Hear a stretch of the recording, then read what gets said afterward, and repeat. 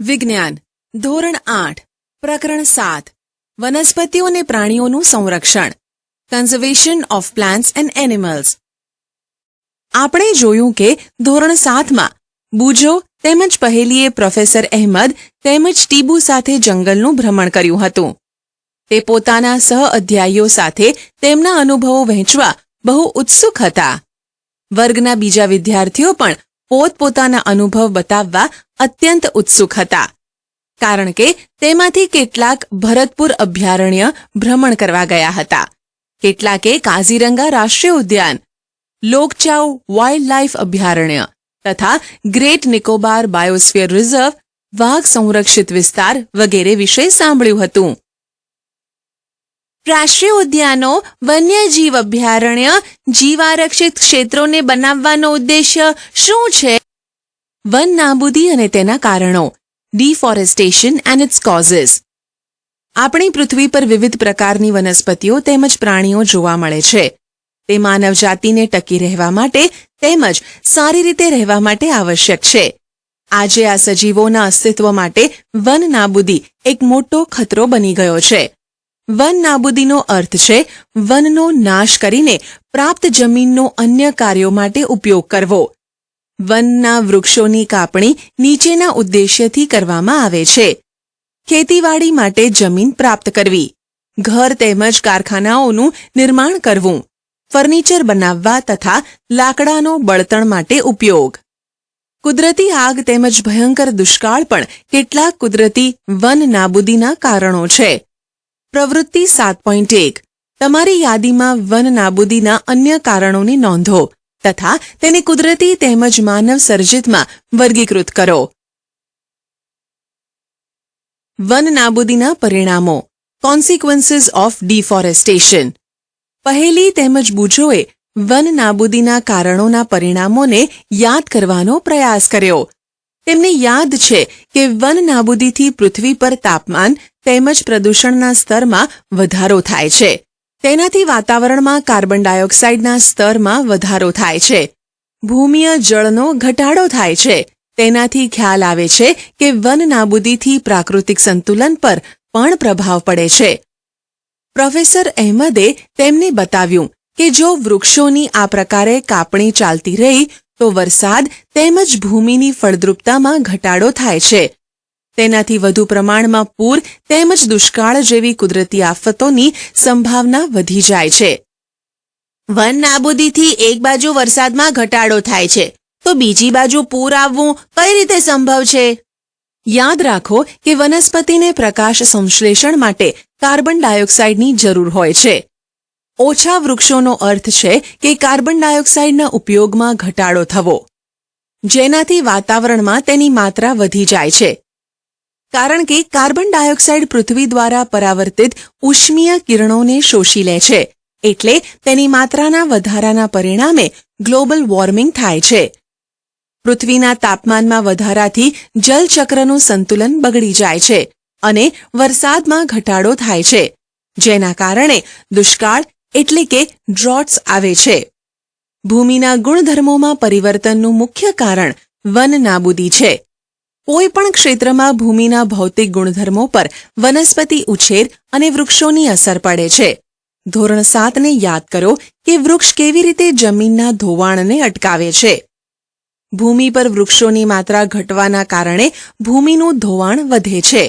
ભૂમિનું ઉપરનું પડ કે સ્તર દૂર કરવાથી નીચેના સખત પથ્થરોમાં સ્તરો દેખાય છે, જેનાથી ભૂમિમાં સેન્દ્રિય પદાર્થો એટલે કે સડતા કાર્બનિક પદાર્થો હ્યુમસનો ઘટાડો થાય છે તથા તેની ફળદ્રુપતામાં પણ ઘટાડો થાય છે. ધીમે ધીમે ફળદ્રુપ ભૂમિ રણમાં ફેરવાઈ જાય છે, જેને રણ નિર્માણ એટલે કે ડેઝર્ટિફિકેશન કહે છે. વન નાબૂદીના કારણે ભૂમિની જલ સંગ્રહ ક્ષમતામાં પણ ઘટાડો થાય છે તથા ભૂમિની ઉપરના પડની મારફતે નીચેના સ્તરોમાં પાણી પ્રવેશવાની ક્રિયામાં અસર ઊભી થાય છે, જેના પરિણામ સ્વરૂપે પૂર આવે છે. ભૂમિના અન્ય ગુણધર્મો જેવા કે પોષક તત્વો, બંધારણ વગેરે પર વન નાબૂદીની અસર થાય છે. આપણે ધોરણ 7માં અભ્યાસ કર્યો કે વનમાંથી આપણને અનેક ઉત્પાદનો પ્રાપ્ત થાય છે. તે ઉત્પાદનોની યાદી બનાવો. જો આપણે વૃક્ષોને સતત કાપતા રહીશું તો શું આ ઉત્પાદનોની તંગીનો પણ સામનો કરવો પડશે? પ્રવૃત્તિ 7.2 કેવી રીતે વન નાબૂદીથી વન્ય પ્રાણીઓ પણ પ્રભાવિત થાય છે? આ કારણોની યાદી બનાવો અને પોતાના વર્ગમાં તેની ચર્ચા કરો. વન તેમજ વન્ય જીવનનું સંરક્ષણ. Conservation of forest and wild life. વન નાબૂદીની અસરો જાણ્યા બાદ પહેલી અને બૂજો ચિંતિત હતા. તે પ્રોફેસર અહેમદ પાસે ગયા તથા તેઓએ પૂછ્યું કે વન તેમજ વન્ય પ્રાણીઓને કેવી રીતે બચાવી શકાય? જીવાવરણ પૃથ્વીનો એ ભાગ છે કે જેમાં સજીવો વસવાટ કરે છે અથવા જે જીવનને આધાર આપે છે. જૈવ વિવિધતાનો અર્થ છે કે પૃથ્વી પર જોવા મળતા વિભિન્ન સજીવો, તેઓની વચ્ચે આંતર સંબંધ અને તેઓનો પર્યાવરણ સાથેનો સંબંધ. પ્રોફેસર અહેમદે પહેલી, બૂજો તેમજ તેમના સહઅધ્યાયીઓ માટે જૈવાવરણ સુરક્ષિત ક્ષેત્રની મુલાકાત માટેનું આયોજન કર્યું. તેના માટે તેઓએ પંચમઢી જૈવાવરણ સુરક્ષિત ક્ષેત્રની પસંદગી કરી. તે જાણતા હતા કે આ ક્ષેત્રની વનસ્પતિઓ અને પ્રાણીઓ ઉપરી હિમાલયની શૃંખલાઓ તેમજ નીચાણવાળા પશ્ચિમ ઘાટ વિસ્તારના પ્રાણીઓ અને વનસ્પતિઓને સમાન છે. પ્રોફેસર અહેમદને વિશ્વાસ હતો કે આ ક્ષેત્રની જૈવ વિવિધતા આગવી છે. તેઓએ વન કર્મચારી શ્રી માધવજીને જૈવાવરણ સંરક્ષિત ક્ષેત્રમાં વિદ્યાર્થીઓનું માર્ગનિર્દેશન કરવાનો અનુરોધ કર્યો. તેઓએ જણાવ્યું કે જૈવિક મહત્વ ધરાવતા ક્ષેત્રનો સંરક્ષણ એટલે કે બચાવ એ આપણી રાષ્ટ્રીય પરંપરાનો એક ભાગ છે. માધવજીએ વિદ્યાર્થીઓને સમજાવ્યું કે આપણા વ્યક્તિગત પ્રયત્નો તેમજ સમાજના પ્રયત્નોથી વિશેષ સરકારી સંસ્થાઓ પણ વન તેમજ વન્ય પ્રાણીઓના રક્ષણ માટે કાર્યરત છે. સરકાર તેઓની સુરક્ષા અને સંરક્ષણ હેતુ માટે નિયમ, પદ્ધતિઓ અને યોજનાઓ બનાવે છે. વન્ય પ્રાણી અભયારણ્ય, રાષ્ટ્રીય ઉદ્યાન, જૈવાવરણ સુરક્ષિત ક્ષેત્ર વગેરે વનસ્પતિઓ અને પ્રાણીઓ માટે સંરક્ષિત તેમજ સુરક્ષિત ક્ષેત્ર છે. વનસ્પતિઓ અને પ્રાણીઓ અને તેમના નિવાસોની સંરક્ષણ માટે તેમને સુરક્ષિત ક્ષેત્ર જાહેર કરવામાં આવેલ છે, જેને અભયારણ્ય, રાષ્ટ્રીય ઉદ્યાન અને જૈવાવરણ આરક્ષિત વિસ્તાર કહીએ છીએ. વૃક્ષારોપણ, ખેતી, ચરવું, વૃક્ષોની કાપણી, શિકાર, ચામડું પ્રાપ્ત કરવા માટે શિકાર વગેરે આ ક્ષેત્રોમાં પ્રતિબંધ હોય છે. અભયારણ્ય એવો વિસ્તાર જ્યાં પ્રાણીઓ તેમજ તેના નિવાસ કોઈ પણ પ્રકારના ખલેલથી સુરક્ષિત હોય છે. રાષ્ટ્રીય ઉદ્યાન વન્ય પ્રાણીઓ માટે આરક્ષિત ક્ષેત્ર જ્યાં તે સ્વતંત્ર રૂપે નિવાસ તેમજ પ્રાકૃતિક સંસાધનોનો ઉપયોગ કરી શકે. જૈવાવરણ આરક્ષિત વિસ્તાર વન્ય સજીવો, વનસ્પતિઓ તેમજ પ્રાણીઓ અને તે વિસ્તારના આદિવાસીઓનો પારંપરિક રીતે જીવન પર્યાય હેતુ માટે વિશાળ સુરક્ષિત વિસ્તાર એટલે કે ક્ષેત્ર. પ્રવૃત્તિ 7.3 તમારા જિલ્લા, રાજ્ય તેમજ દેશના રાષ્ટ્રીય ઉદ્યાનો, વન્ય પ્રાણી અભયારણ્યો તેમજ જૈવાવરણ સુરક્ષિત પ્રદેશોની સંખ્યા શોધો તથા કોષ્ટક 7.1ની પૂર્તતા કરો. આ ક્ષેત્રો તમારા રાજ્ય તેમજ ભારતના રેખાચિત્રમાં દર્શાવો. કોષ્ટક 7.1 સંરક્ષણ માટે સુરક્ષિત વિસ્તાર. સંરક્ષિત વિસ્તાર રાષ્ટ્રીય ઉદ્યાન, વન્ય પ્રાણી અભયારણ્ય, જૈવાવરણ આરક્ષિત વિસ્તાર. મારા જિલ્લામાં, મારા રાજ્યમાં, મારા દેશમાં. જૈવ આરક્ષણ વિસ્તાર બાયોસ્ફિયર રિઝર્વ. પ્રોફેસર અહેમદ તેમજ માધવજીની સાથે વિદ્યાર્થીઓએ જૈવ આરક્ષણ વિસ્તારમાં પ્રવેશ કર્યો. માધવજીએ સમજાવ્યું કે જૈવ વિસ્તારના રક્ષણ માટે જૈવ આરક્ષણ વિસ્તાર બનાવવામાં આવ્યા છે. જેમ કે તમે જાણો છો કે જૈવ વિવિધતા એટલે કોઈ પણ ક્ષેત્રમાં જોવા મળતી બધી વનસ્પતિઓ, પ્રાણીઓ અને સૂક્ષ્મ જીવોની વિભિન્ન પ્રજાતિઓ. કોઈ પણ ક્ષેત્રનો જૈવ આરક્ષિત વિસ્તાર તે ક્ષેત્રની જૈવ વિવિધતા તેમજ સંસ્કૃતિને જાળવી રાખવામાં સહાયક હોય છે. કોઈ પણ જૈવાવરણ આરક્ષિત વિસ્તારની અંતર્ગત અન્ય સુરક્ષિત વિસ્તાર પણ હોઈ શકે છે. પંચમઢી જૈવાવરણ આરક્ષિત વિસ્તારમાં સાતપુડા નામનો એક રાષ્ટ્રીય ઉદ્યાન તથા બોરી તેમજ પંચમઢી નામના 2 વન્ય પ્રાણી અભયારણ્ય આવ્યા છે. પ્રવૃત્તિ 7.4 તમારા પોતાના વિસ્તારમાં જૈવ વિવિધતાનો નાશ કરનારા કારણોની યાદી તૈયાર કરો. તેમાંથી કેટલીક પ્રવૃત્તિઓ અજાણે જ જૈવ વિવિધતામાં ખલેલ પહોંચાડે છે. મનુષ્ય દ્વારા થતી આવી પ્રવૃત્તિઓની યાદી બનાવો. તેને કેવી રીતે અટકાવી શકાય? તમારા વર્ગમાં તેની ચર્ચા કરો તથા તેનો સંક્ષિપ્તમાં અહેવાલ તમારી નોટબુકમાં નોંધો. વનસ્પતિ સૃષ્ટિ અને પ્રાણી સૃષ્ટિ, ફ્લોરા એન્ડ ફાઉના. બાળકોએ ભ્રમણ કરતી વખતે જૈવાવરણ આરક્ષિત વિસ્તારની લીલોતરીની પ્રશંસા કરી. તેઓ ઊંચા સાગના વૃક્ષો તેમજ વન્ય પ્રાણીઓને જોઈને ખુશ થયા. પહેલીએ અચાનક એક સસલું જોયું અને તેને પકડવાનો પ્રયાસ કર્યો. તે તેની પાછળ દોડી. પ્રોફેસર અહેમદે તેને અટકાવીને સમજાવી કે પ્રાણીઓ પોતાના નિવાસસ્થાનમાં ખુશ રહે છે. આપણે તેને પરેશાન કરવા જોઈએ નહીં. માધવજીએ સમજાવ્યું કે કેટલાક પ્રાણીઓ તેમજ વનસ્પતિઓ કોઈ વિશિષ્ટ વિસ્તારમાં જોવા મળે છે. આવા વિશિષ્ટ વિસ્તારમાં જોવા મળતી વનસ્પતિઓને તે વિસ્તારની વનસ્પતિ સૃષ્ટિ એટલે કે ફ્લોરા અને પ્રાણીઓને પ્રાણી સૃષ્ટિ એટલે કે ફૌના કહેવાય છે. સાલ, સાગ, આંબો, જાંબુ, હંસરાજ, અર્જુન વગેરે વનસ્પતિ સૃષ્ટિ છે તથા ચિંકારા, નીલગાય, બાર્કિંગ ડિયર, ભસતું હરણ, ચિત્તલ, દીપડો, જંગલી કૂતરો, વરુ વગેરે પંચમળી આરક્ષિત વિસ્તારની પ્રાણી સૃષ્ટિ છે. પ્રવૃત્તિ 7.5 તમારા આસપાસના વિસ્તારમાં આવેલ વનસ્પતિ સૃષ્ટિ અને પ્રાણી સૃષ્ટિ ઓળખવાનો પ્રયાસ કરો તથા તેની યાદી બનાવો. સ્થાનિક જાતિઓ, એન્ડેમિક સ્પીશીઝ. બાળકો ઝડપથી શાંતિપૂર્વક ગાઢ જંગલમાં પ્રવેશ્યા. બાળકો એક વિશાળ ખિસકોલીને જોઈને આશ્ચર્યચકિત થઈ ગયા. આ ખિસકોલીની પૂંછડી મોટી પીંછાકાર છે. તેઓ તેના વિશે જાણવા ખૂબ જ ઉત્સુક છે. માધવજીએ જણાવ્યું કે તેને વિશાળ ખિસકોલી કહે છે અને તે આ વિસ્તારની સ્થાનિક જાતિ છે. વનસ્પતિઓ અને પ્રાણીઓની એવી જાતિઓ કે જે કોઈ એક જ ક્ષેત્રમાં વિશિષ્ટ રૂપે જોવા મળે તેને સ્થાનિક જાતિ કહે છે. તે કોઈ અન્ય વિસ્તારમાં પ્રાકૃતિક રૂપે જોવા મળતી નથી. કોઈ વિશિષ્ટ પ્રકારની વનસ્પતિઓ તેમજ પ્રાણીઓ કોઈ વિસ્તાર, રાજ્ય તથા દેશની સ્થાનિક જાતિ હોઈ શકે છે. માધવજીએ પંચમળી જૈવાવરણ આરક્ષિત ક્ષેત્રમાં આવેલ સાલ અને જંગલી આંબાના ઝાડને બતાવીને સ્થાનિક વનસ્પતિઓનું ઉદાહરણ આપ્યું. બાયસન, જંગલી બળદ, ભારતીય વિશાળ ખિસકોલી અને ઉડતી ખિસકોલી આ વિસ્તારના સ્થાનિક પ્રાણીઓ છે. મેં સાંભળ્યું છે કે કેટલીક સ્થાનિક જાતિઓ લુપ્ત થઈ શકે છે. શું તે સાચું છે?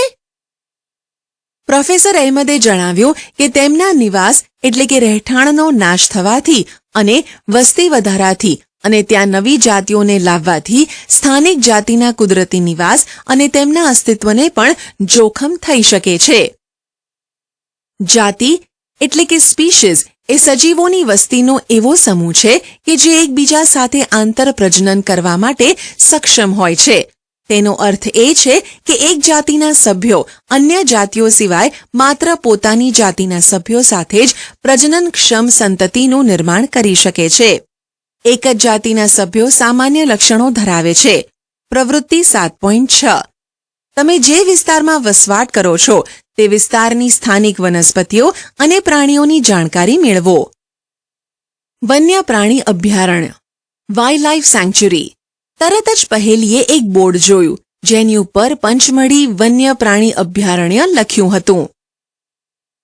પ્રોફેસર અહેમદે જણાવ્યું કે આરક્ષિત જંગલોની જેમ કેટલાક એવા વિસ્તાર છે જ્યાં વન્ય પ્રાણીઓ સુરક્ષિત તેમજ સંરક્ષિત રહે છે. તેને વન્ય પ્રાણી અભયારણ્ય કહે છે. માધવજી આગળ જણાવે છે કે અભયારણ્ય એ જગ્યા છે જ્યાં પ્રાણીઓનો શિકાર કરવો અથવા તેને પકડવા એટલે કે કેદ માટે સંપૂર્ણ પ્રતિબંધ હોય છે. કેટલાક મહત્વપૂર્ણ સંકટમાં મુકાયેલા જંગલી પ્રાણીઓ જેવા કે કાળું હરણ, શ્વેત આંખોવાળું હરણ, હાથી, સોનેરી બિલાડી, ગુલાબી શીર્ષવાળું બતક, ઘડિયાળ, કાદવમાં રહેતો મગર, અજગર, ગેંડા વગેરે આપણા વન્ય પ્રાણી અભયારણ્યોમાં સુરક્ષિત તેમજ સંરક્ષિત છે. ભારતીય અભયારણ્યોમાં આગવા વિસ્તારો મોટા સપાટ જંગલો, પહાડી જંગલો તથા મોટી નદીઓના મુખ ત્રિકોણ પ્રદેશની ઝાડીવાળી જમીન અથવા ઝાડીઓ છે. એ અફસોસની વાત છે કે સંરક્ષિત જંગલો પણ વન્ય પ્રાણીઓ માટે સુરક્ષિત નથી, કારણ કે તેની આસપાસના ક્ષેત્રમાં રહેવાવાળા લોકો તેનો અતિ ઉપયોગ કરીને નષ્ટ કરી દે છે. બાળકોને તેમની પ્રાણી સંગ્રહાલયની મુલાકાત યાદ કરાવવામાં આવે છે. તેઓ યાદ કરે છે કે પ્રાણી સંગ્રહાલય પણ એવું સ્થાન છે કે જ્યાં પ્રાણીઓને રક્ષણ મળે છે. પ્રાણી સંગ્રહાલય એટલે કે ઉદ્યાન અને અભયારણ્યમાં શું તફાવત છે? પ્રવૃત્તિ 7.7 નજીકના પ્રાણી સંગ્રહાલયની મુલાકાત કરો. ત્યાંના પ્રાણીઓને કઈ પરિસ્થિતિમાં રાખવામાં આવ્યા છે તેનું અવલોકન કરો. તે પ્રાણીઓના જીવન માટે યોગ્ય છે? શું પ્રાણીઓ કુદરતી નિવાસસ્થાન કરતાં કૃત્રિમ નિવાસસ્થાનમાં રહી શકે છે? તમારા મત મુજબ પ્રાણીઓ તેના કુદરતી નિવાસસ્થાનમાં આરામથી વસવાટ કરી શકે છે કે પ્રાણી ઉદ્યાનમાં? રાષ્ટ્રીય ઉદ્યાન, નેશનલ પાર્ક. રોડની સાઇડ પર એક બોર્ડ લગાવેલું હતું, જેના પર લખ્યું હતું કે સાતપુડા રાષ્ટ્રીય ઉદ્યાન. બાળકો હવે ત્યાં જવા માટે ઉત્સુક હતા. માધવજીએ તેમને જણાવ્યું કે આ વિશાળ આરક્ષિત ક્ષેત્ર છે તથા પર્યાવરણના સંપૂર્ણ નિવસન તંત્રનું સંરક્ષણ કરવા માટે પર્યાપ્ત છે. તેને રાષ્ટ્રીય ઉદ્યાન કહે છે. તે વનસ્પતિ જાત, પ્રાણી જાત, ભૂમિ વિસ્તાર તથા ઐતિહાસિક વસ્તુઓનું સંરક્ષણ કરે છે. સાતપુડા રાષ્ટ્રીય ઉદ્યાન ભારતનું પ્રથમ આરક્ષિત જંગલ છે. આ જંગલમાં ઉચ્ચ પ્રકારના સાગ જોવા મળે છે. સાતપુડા રાષ્ટ્રીય ઉદ્યાનમાં ખડકોના આશ્રય એટલે કે ગુફાઓ પણ આવેલ છે. ત્યાં જંગલોમાં મનુષ્યની ગતિવિધિઓની પ્રાગૈતિહાસિક સાબિતી છે. તે આપણને આદિમાનવના જીવન વિશે ખ્યાલ આપે છે. પથ્થરોની આ ગુફાઓમાં ચિત્રકામ પણ જોવા મળે છે. પંચમઢી જૈવાવરણ સુરક્ષિત વિસ્તારમાં 55 ગુફાઓની ઓળખ થઈ ચૂકી છે. આ કલાકૃતિઓમાં પ્રાણીઓ તેમજ મનુષ્ય લડતા, શિકાર કરતા, નૃત્ય તેમજ વાદ્યયંત્રો વગાડતા દર્શાવવામાં આવ્યા છે. આજે પણ અનેક આદિવાસી જંગલમાં રહે છે. બાળકો જેવા આગળ વધ્યા તેઓને એક બોર્ડ જોવા મળ્યું, જેના પર લખેલું હતું સાતપુડા વાઘ આરક્ષિત વિસ્તાર.